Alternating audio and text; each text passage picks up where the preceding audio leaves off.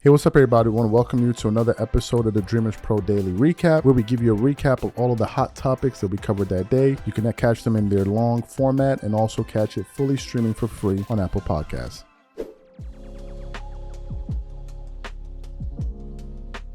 An absolutely crazy day on networks like FS1 and ESPN, specifically shows like ESPN First Take.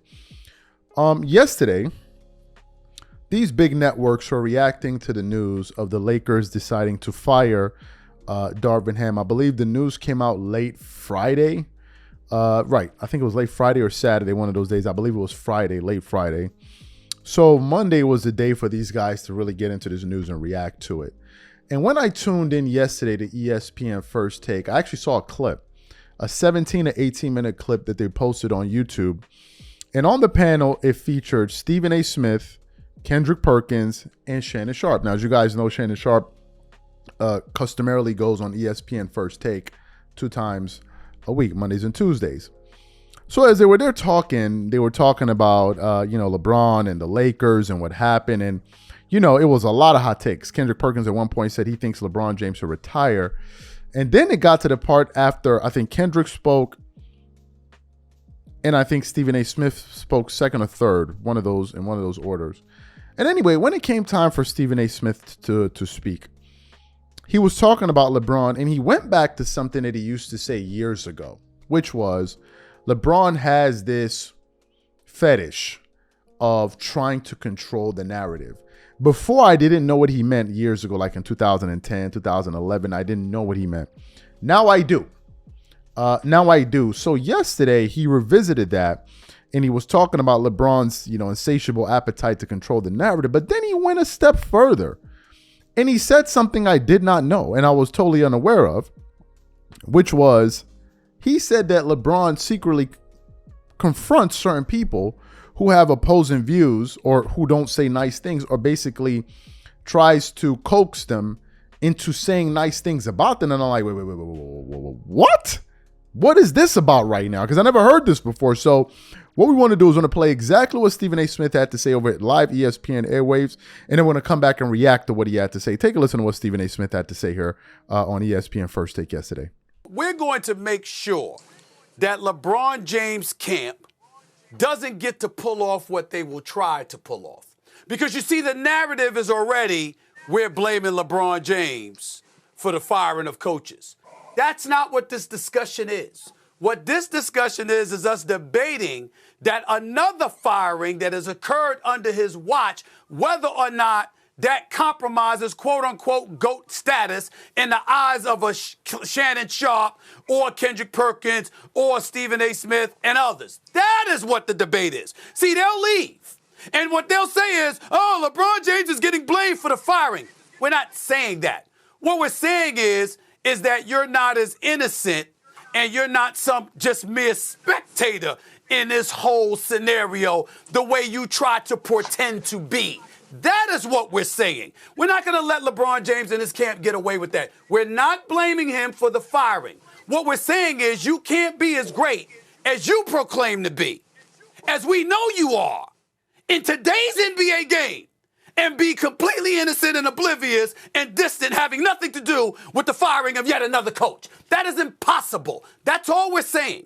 But having said all of that, while acknowledging that that's a reality that he has to live with, there's a bigger narrative to touch on. And that is the fact that LeBron James has brought these debates on himself, Shannon, because of this insatiable appetite he has to control narratives. It's what he does. Nobody, I repeat, nobody, no star in the history of sports has gone about the business of methodically, systematically, continuously trying to control the narrative. And I have proof. That podcast that him and JJ Redick have, let me be the first to say, it's a great podcast. You want to learn some basketball, you listen to them brothers. I ain't throwing no shade on them. I love JJ and the job he's doing. I appreciate LeBron, his greatness, and his cerebral approach, educating us about the game of basketball. But why would you choose to do that in your 21st season approaching age 40? Because you know why? You want to make sure that you're the guy that gets to put your fingerprints on narratives, because you have proven throughout the years that you care about that. Well, we're here to say, yo, you got your approach, we got ours. You got your penchant for control of the narrative, we got ours. And oh, by the way, you're talking about you. So therefore, you ain't going to be but so objective. We, on the other hand, are going to be very objective. Shannon, you and I disagree, but we don't fail to acknowledge the greatness of LeBron James and how he's on a Mount Rushmore of basketball. Kendrick Perkins, you are a friend. You've known this man for decades, which is why you repeatedly will tell people to kiss your ass when they come to you trying to tell you how you supposed to be talking to and about LeBron James. Who the hell are they? Because you know them. You see what I'm saying? But you've had to do it. Why did you have to do it, Kendrick Perkins? Because that man allowed people to approach you to try to infiltrate a narrative he may have disagreed with that you, me, Shannon, or somebody else has put forth. This is what he does. This is what he has done. And there is no escaping that. You heard what Stephen A. Smith had to say. Let me tell you something, ladies and gentlemen. When he said that, I was floored. I was actually floored, and I'll tell you why. There's been this kind of running joke in the NBA community, especially among fans, that certain voices in sports media are bought and paid for by Clutch Sports.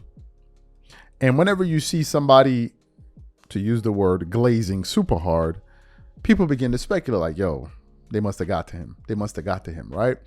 And it seems to be like a running joke, but then it's not a joke, because there's some truth to this. And I believe that there are a few people out there that you can attribute this to. I remember a number of years ago on Undisputed, when Shannon Sharp used to be there, and this was when Joy Taylor used to be the moderator, and it was her, Skip Bayless, Steven Jackson, Shannon Sharp. And Joy Taylor said something. She said the quiet part out loud. She said, I know why all of a sudden Shannon became a LeBron guy. And Skip was like, what was going on here? He was like, I heard they got to him. And Steven Jackson was like, yeah, I heard that too. So the question is, who? Who is the they? Who is the they? Because if you listen to a person like Shannon Sharp, in 2011, he was saying the only people that are ahead of Michael Jordan and Kobe were God when it comes to basketball. Fast forward years later, now all of a sudden Jordan ain't the GOAT. Now all of a sudden Kobe went from 2 to 9. And you're like, bro, what happened? What's going on here, right? But I believe this is true. Of course, Nick Wright, he's represented by Clutch Sports. And you have so many other guys out there. And it makes total sense. The problem I have with what Stephen A. Smith said is, for whatever reason, LeBron feels he can't win on the merit. He can't do it based off of merit. What do I mean by that? Meaning, you can't convince people that you're the GOAT with your play, your accolades, and all of those things. So since you know you can't do that, you now have to take the sneaky route, which is to get the people to then go on TV to promote you. And I need to burst the bubble for people out here. The vast majority of what people feel about who's the greatest player in this, a lot of it has to do with the people talking about these people on television. If you notice now, the new player that's being promoted is Anthony Edwards. They keep saying Jordan, reminds you of Jordan, reminds you of Kobe, reminds you of Jordan. They say it enough. Next thing you know, you're going to be asking, well, does he remind me of Jordan? Well, does he remind me of Kobe? Does he really? I don't know. That's what's going to happen next. But this is damning. This is damning. But Stephen A. Smith has always subtly referred to this. He said he will go out here and say something, and then Rich Paul approached him. Why'd you say that? Why'd you say that? It's like, well, whoa, wait a minute. Are people not allowed to have their views unless it concurs or aligns with the views you want them to have? Are they not allowed to have their views? And it goes to show you. That's why I said the entire Jordan versus LeBron debate, and I got LeBron in my top 5, I think is made up of a bunch of smoke and mirrors. It's a magic show. It is a magic show. I don't believe it's based more in reality. I think it's based off of people on television that are bought and paid for to go out there and twerk it up all over the place, knock over people's drinks, run up and down the hallway hollering and screaming while slapping each other with honey, talking about go James, go James, go James. Yeah, that's him. That's what I believe. I don't believe it's based on anything that is tied to reality. This is my personal view. And the reason I say that is because all of their arguments, for the most part, are nonsensical ass backwards. But to hear Stephen A. Smith say that, and trust me, they're going to try to get, why'd you say that? Why'd you, like, yo, bro, let the truth speak up. Let it speak. For Stephen A. Smith to say this, why do I give his words credibility? Because he knows all these people. They've been on his shows. He knows all of them. But I was shocked. I didn't know LeBron took it that far. Him and his camp took it that far where they meet people. Why didn't you have this view? Why don't you have that view? It's like, why isn't your play enough? Why isn't it enough? I remember the time Shannon Sharp called out LeBron for his Miami Heat comments at the Miami Heat didn't do anything. And then Gilbert Arenas, person I'm friendly with, got mad at Shannon. Why are you saying stuff about? He's like, he's not allowed to say. He only supposed to say positive things. Is that the rule? Man, nah.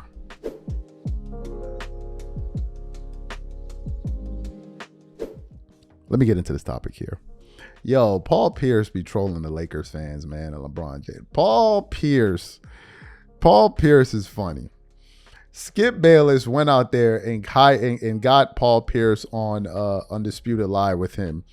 And I think it's a really great pickup because Paul Pierce, you need somebody like that on TV that ain't up there twerking it up all over the place, slapping each other with honey, running up and down the hallway, hollering and screaming. He just brings something else. So what happened? As you guys know, people in sports media yesterday were reacting to the news of Darvin Ham being let go of the Lakers. And almost everyone agrees that, maybe that move was done prematurely and, a lot of people didn't agree with it. So what happened?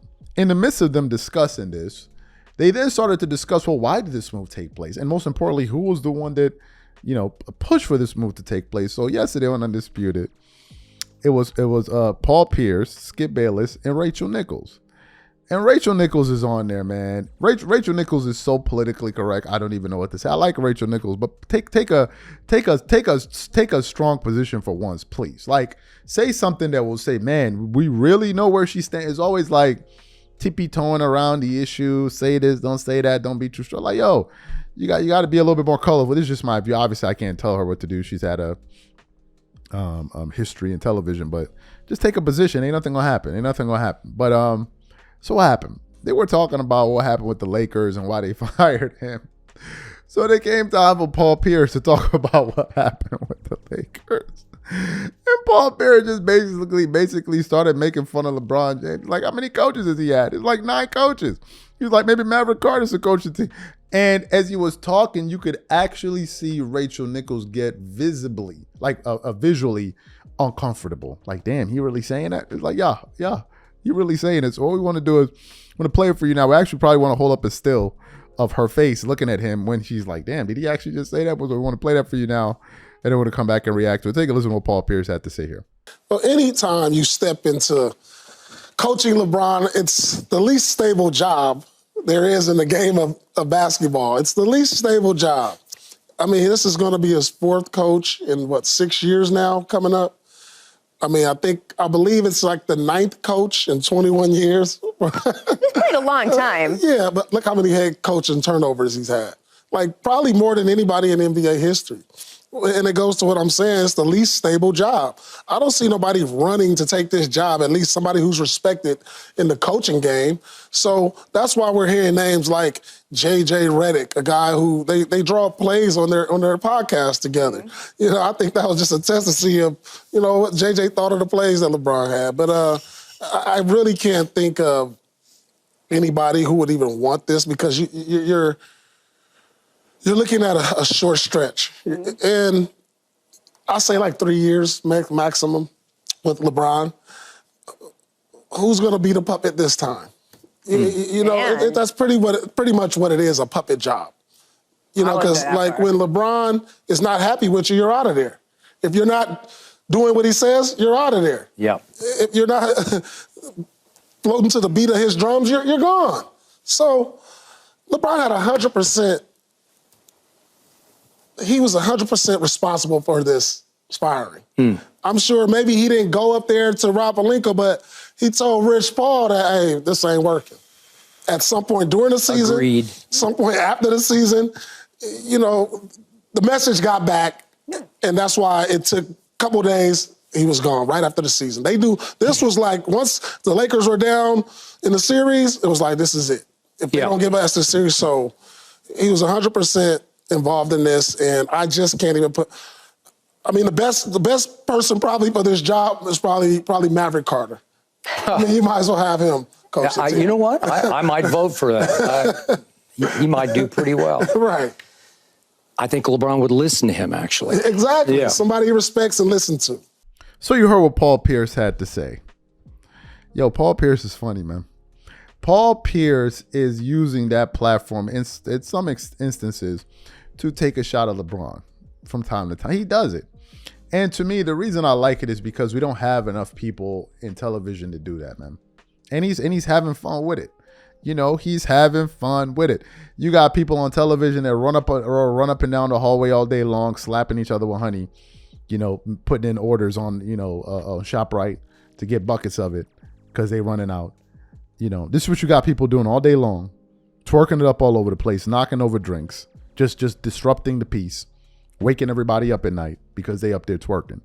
So to have somebody like a Paul Pierce go out there and crack these type of jokes is quite hilarious, my boy. It's funny. We even posted it on our story.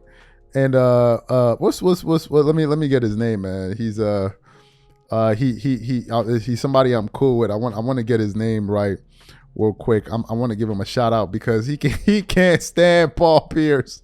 So it's just so funny whenever Paul Pierce be going off. Kenny Davis, right? Shout out to Kenny Davis.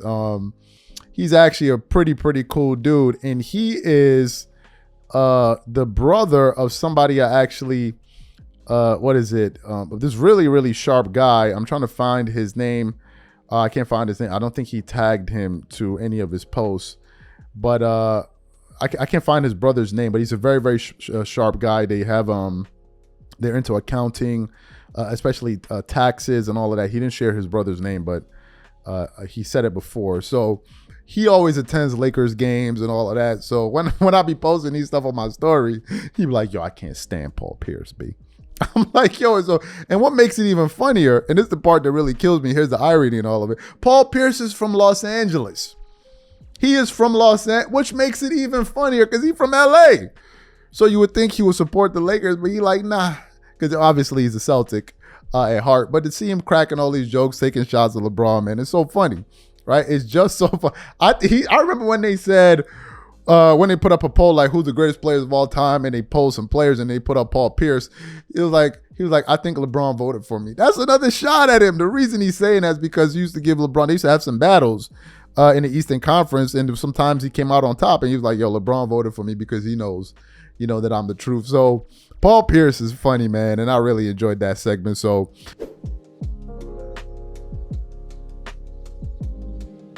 we go ahead and get into this topic here. So yesterday was a day of fireworks on ESPN. I actually wanted to talk about the Anthony Edwards game and the whole Kobe Jordan thing. If I'm being honest with you, I'm still holding out. I'm a Kobe guy. I'm a Jordan guy. I got to see it to believe it. But what I'm seeing is incredible. I want to see how this series plays out. And then I'm really going to, because right now as we speak, the Minnesota Timberwolves are 6-0 in the playoffs, which is incredible. They haven't lost a single game this year, but we have to wait and see. But anyway, I wanted to get to some stories today, and these were some of the stories I wanted to talk about based off of what I saw yesterday. So yesterday on Undisputed, it was a pretty fiery segment, but ESPN First Take, featuring Stephen A. Smith, Kendrick Perkins, and Shannon Sharp. And they were talking about the state of affairs with the Lakers, especially as it pertains to the firing of two-year head coach of the Los Angeles Lakers, Darvin Ham. Then it got to the point where it came Kendrick Perkins' turn to speak. And the first thing he said really floored me, which was, listen, he believes that LeBron James needs to retire.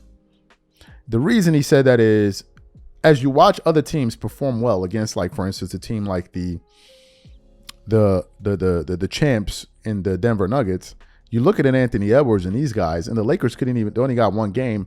The Wolves already got 2 games off of them.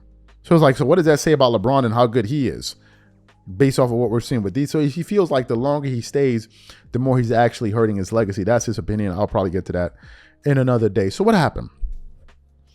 When it came time for Shannon Sharpe to react, sometimes Shannon Sharpe really annoys me because he sometimes puts out these clown ass comments that are just unnecessary in certain points in time. And in a moment like that, it was time to be serious. So for Shannon Sharpe to then veer off and take another ridiculous shot at Michael Jordan was absolutely unreal to me. They were talking about the state of affairs with the Lakers. And then out of nowhere, Shannon Sharpe then started talking about, well, Michael Jordan could never do this for Michael Jordan. And then when he finished, Kendrick Perkins clapped back at him and totally shut his ass down over his ridiculous comments about Michael Jordan. For those of you who didn't hear what Kendrick Perkins had to say in response to Shannon Sharpe yesterday, want to play exactly what Shannon Sharpe said first to give the video some context. And then we're going to play exactly what Kendrick Perkins had to say in response to him on live air. So I want you guys to take a listen to that in its entirety. And then we're going to come back, listen to it carefully. We're going to come back and respond to what they had to say. Take a listen to that there. I think the thing is, when I look at it, is just the level of expectations we have for a 39-year-old. We've never seen anybody in the history of the game have the level of expectations that LeBron James. Nobody expected this. Were you expecting Michael Jordan to get to the Eastern Conference Finals when he was in Washington, Perk? Yes, it's a simple yes or no. No. Let that sink in for just a second. LeBron James is the exact same age that Michael Jordan was when he was in Washington. And the level of expectations, we expect him to be an MVP. We expect him to get his team to the Western Conference Finals or the NBA Finals. Perk, a lot of what you said, yeah, the accountability. I can take it to mind when I played 14 years, Perk. 2 of my worst moments, my most down moments, is when Dan Reeves, rest his soul, and Wade Phillips got fired on my watch. And there are a lot of times that I prayed to God, and I know this is an insignificant prayer. I said, God, why didn't you let me be better so I could have saved this man's job? It bothered me that Dan Reeves and Wade Phillips lost their job on my watch because I said if had I been better, had I been the player then, what I later became, maybe I could have saved him. I'm never going to say anything out of context that can be construed that Shannon is unhappy with his coach. Now, I understand. Ladies and gentlemen at home, I'm not trying to compare myself to LeBron James. I never would. I never had that level of ability playing the game of football like LeBron has in basketball. But I'm just trying to share you guys my mindset when I went to work every day. I gave you everything I possibly had, tried to lead the best way I could, play the way I did on the football field. But it bothered me. And I'm a big guy on accountability. Stephen A., if nothing else, if I'm wrong, I'm wrong. I'm never going to be too big. I'm never going to be too prideful. I'm never going to be too wealthy to say I'm sorry or I was wrong. Not enough athletes have that built like that. LeBron's problem is the accountability because he's saying cryptic and subliminal tweets. They're not even subliminal. You know exactly what he's saying because we've heard it for the better part of 20 years. So we know exactly what he means. We know exactly what he's saying. But the fact of the matter is that if he could have had Ty Lue or he could have had an Eric Spoelstra, do I believe LeBron James would have had more titles? Yes. But he has what he has. It is what it is. I don't think all those coaches hurt his argument. The only thing that hurts LeBron James is that they don't think we know that he's a large part of the reason why these coaches are no longer coach him. That's the problem that I have first and foremost. Shannon, you said if he could have Eric Spoelstra, he would have more rings. Damn it, he had Eric Spoelstra. He chose to leave Miami. And left. He didn't want to play for Eric Spoelstra no more in that franchise because they wouldn't do it the LeBron James way. Because Pat Riley stood behind Eric Spoelstra. Okay, so when I think about the comments when you said, about Jordan and his expectations, you know why the expectations are different for LeBron James? Because LeBron James put these expectations. LeBron James put these expectations on himself. Because LeBron James is always calling himself on several occasions the GOAT. LeBron James is always speaking out about it. We don't hear Jordan calling himself the GOAT. Here's another thing.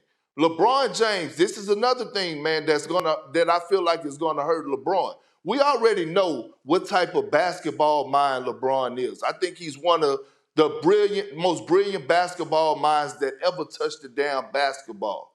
But when you start making it a case where you're the smartest person in the room all the time, that's a problem. So you heard what Kendrick Perkins had to say. Look, Shannon Sharp, who I like, at times does this obnoxious thing where out of nowhere he decides to go off topic and just take a shot at Jordan for no damn reason. No damn. How did Michael Jordan even enter the conversation? How did he even enter the conversation? I like Shannon Sharp. He has a Nigerian background and all of that, but I don't like when he does this.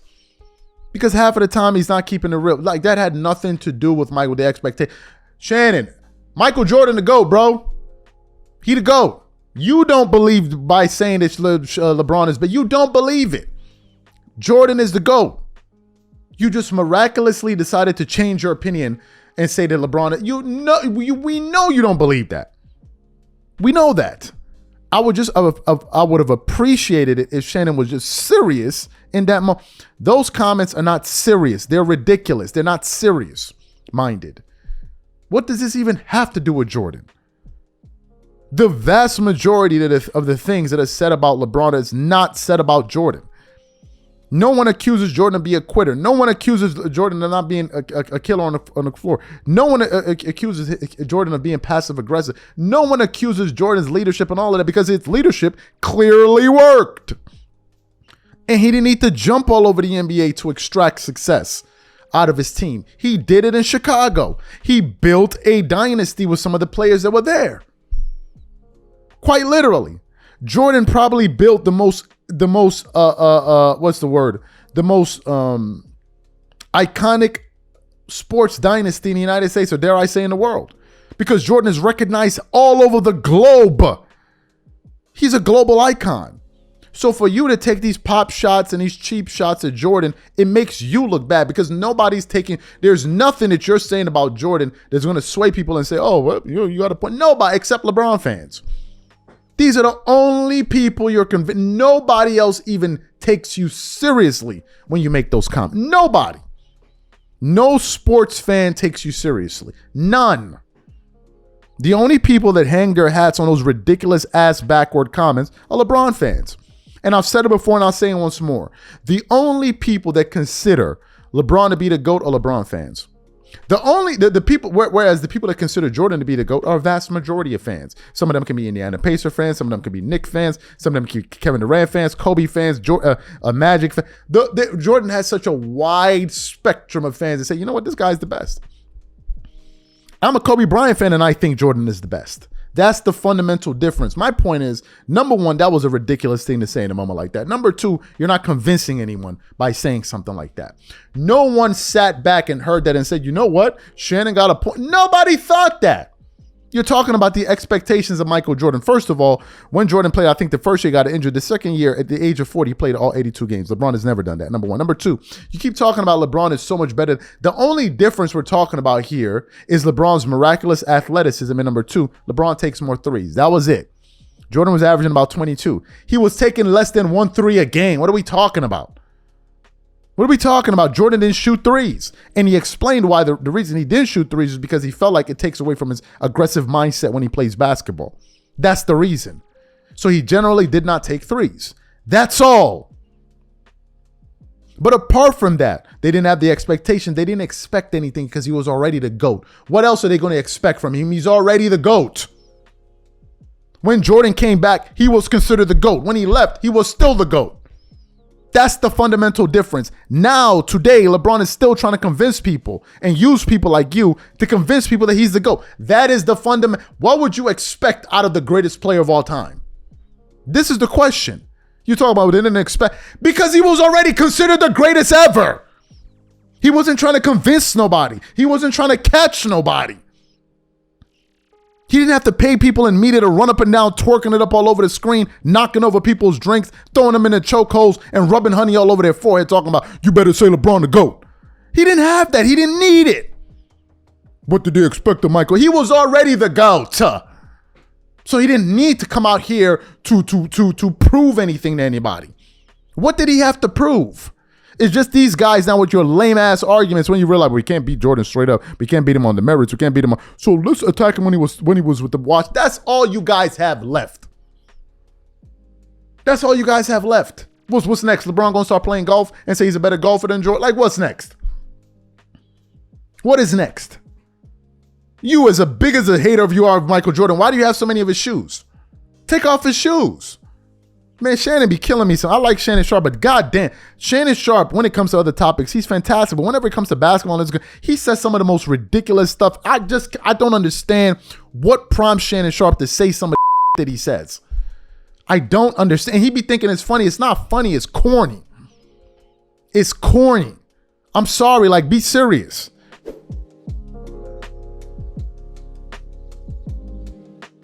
Now, as you guys know, Nick Wright is one of the biggest LeBron James apologists on television. And what amazes me with Nick Wright is that he has some of the most ridiculous basketball arguments, but nevertheless, he does it with a straight face. I think I need to figure something out. Maybe we need to come up with a budget, start getting myself some 3-piece suits. I need to figure out a way to grow a freaking beard that looks like I live in the Himalayas, grow my hair, and then all of a sudden, maybe enhance my vocabulary.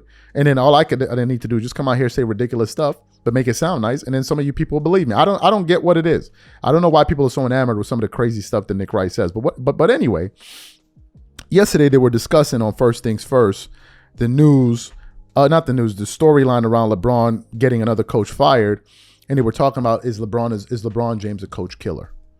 So they were discussing this on a panel with Kevin Wiles, Nick Wright, and Chris Broussard. And Chris Broussard, I got to hand it to Chris Broussard. Chris Broussard is one of the most patient people in sports media because he sits down and listens to Nick Wright, and I don't know how he does it. Kevin Wiles at times just seems to get visually perturbed listening to Nick Wright at times, and he just like, after a while, he just, okay, I got to eat through this dude. But Chris Broussard has a lot of patience. I don't know how he does it. I do it. Well, maybe because it's his colleague, his coworker, he's earning a nice salary. I don't know his salary in my pocket watching, but I'm assuming he is. And he's like, well, I guess I got to put up with Nick Wright. But from time to time, even Chris Broussard starts to get a little bit annoyed with Nick Wright.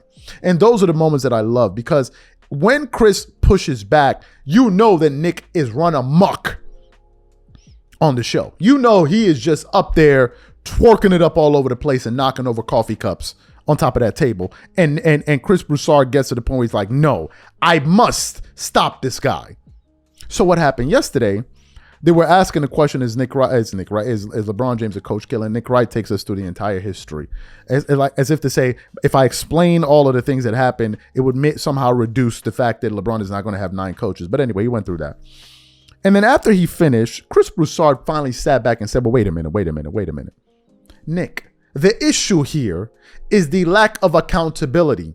That's the part that's pissing people off. And he almost lost it on Nick Wright's ass. So for those of you who didn't hear, and we put some of these titles in some of these shows, some people are like, no, what y'all looking for some people to start fighting on television? Some of y'all be looking for like, I don't know what you want people to start. I don't get it. But anyway, we want to play the exchange for you. I want you guys to listen to Chris Broussard and listen to his tone as he's responding to Nick Wright once again on television. Let's play what he had to say, and I'm going to come back and react to their comments. Take a listen to that there. It seems like people defending Darvin Ham without ever actually defending him. And this is why it bothers me. Here's what people are saying. Darvin Ham is a great man. LeBron James should take accountability. At no point has anyone said, I think Darvin Ham did a great job with this Lakers team, and here's why. I've heard people say that. Okay. He took him from 33 wins to the Western Conference Finals. He managed the Russell Westbrook thing, which wasn't his doing, for half the season until they fired him. Sure. This year, they finished 11-3. They won the in-season tournament. I mean, Darvin, look, I'm with you in that I'm not with the killing LeBron thing. We all know, do I think LeBron ordered the hit? No. All right? But had LeBron said, look, D-Ham's fine. We're good. He would still be the coach. That's, I think, as far as you can go with LeBron. There's some cryptic stuff. There's some body language stuff that LeBron tends to do other places. And look, people don't dig when through body language or cryptic messages, you put the blame elsewhere. That's what they are not with, especially when you're as great as LeBron. And that is something he don't outright come and say, oh, it was his fault. It was his fault. But the cryptic tweets, the body language, or the tantrums at times on the sideline, all of that says it's their fault. Just accept it, even if it's not your fault. Take it as the leader that it's on me, and that's what pisses people off. I'm just saying. Now, this was a mistake to get rid of Darvin Ham. So you heard what Chris Broussard had to say. The issue that people are having with LeBron, and Chris Broussard said, is the accountability. It's the same thing Shannon Sharp said yesterday. It's the same thing Kendrick Perkins said yesterday. It's the same thing Stephen A. Smith said yesterday. It's the same thing that Michael Wilbon said yesterday. Everybody is saying the same thing. It's the accountability. That's the part that annoys people. That's the part. It's never me. It's always them. Why are people asking for accountability? The reason that they're asking for accountability is because LeBron is annexed to the situation. Some of you are like, what do you mean? He's a player on the damn team. He's part of the roster. He's supposed to be their leader. So if you're their leader, you got to own some of this. Some people went as far as saying he should defend Darvin Ham. If LeBron doesn't want to defend Darvin Ham in terms of saving him a job, no problem. But own some of it. Don't just let all the entire media avalanche fall on the head coach. That's the same thing what happened with Russell Westbrook. When everything went to hell, Russell Westbrook became the fall man. When Russell Westbrook left, AD became the fall. It's always the case. And people are saying, where's the accountability? Why can't you stand up and say, hey, listen, as the leader of this team, man, we underperform as a group. And you will never hear those words come out of LeBron. Accountability and LeBron James are like oil and water. They just will not ever be together. Ever. Ever, never, ever, ever. They can never be friends. Never. There must always be an excuse. That's why he said, even if it's not your fault, take ownership of it. That's what leaders do. That is the role of a leader. If you're running a company as a CEO, if the company doesn't deliver and your board members are up here to, hey, what are you going to do? Well, it's not my fault. It's the guy that's working in the factory. It's the line manager. It's his fault. No, it's the CFO. No, they're going to be looking at you. You're supposed to stand up and say, listen, as a captain of this ship, we didn't get the job done. That's what leaders do. If LeBron James was a captain, was a sailor in the ship, he would be the first one. Matter of fact, before they even put on the alarms, you see him on the boat sailing away. They're like, what's going on? Is that the cap? That would be LeBron. That would be him. That's the reputation he has. And that's what everybody I'm just reacting to what they said. I ain't say it. Now, before you LeBron fans start throwing honey at your computer screen, talking about turn this off, tell me why I'm wrong. And if I am wrong, why is everybody saying the same thing? Y'all help me figure it out. I mean, come on, y'all. Let's make it make sense together. Let's figure it out together.